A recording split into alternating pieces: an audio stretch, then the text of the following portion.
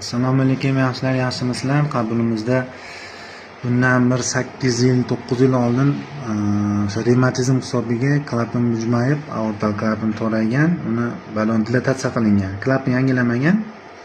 Shu ochib qo'yishgan, mana aortalni klapanni ochib qo'yishgan. Hozir bunaqa jiddiy bir nima solgani yo'q.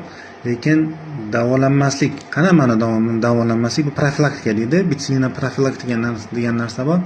O'sha bitsilin olinmagan hisobiga уже mana qaranglar, mitral klapanga o'tib ketgan. Ko'ryapsan, klapan 4 ta bo'ladi. Даже klapan yangilanganlar ham buni bilmaydi. Klapan yangilab olib, bo'ldi, yangi bo'ldi, yuraveraman deydi. Lekin bu revmatizm shunaqa narsaki, o'tgan safar ham aytdik. Bo'g'ingizni yalab, yuragingizni kemiradi, kemirishi mana. Ko'rdingizmi? Ikkinchi klapanni ham o'sha mitral klapanni toraytirib qo'ygan. Yaxshi, bu faqat birinchi daraja, mana o'lchovlarda birinchi daraja chiqyapti. Bu degani o'sha davosin boshlasa, o'sha bitsilin profilaktikasi ekstensiivni olib yursa, xudo xolasa saqlanib turadi. Bo'lmasa bu klapanni ham yangilashga to'g'ri kelib qoladi. Sog' bo'ling, salomat bo'ling. Videoga bitta like bosing, yaqinga ulashib qo'ying.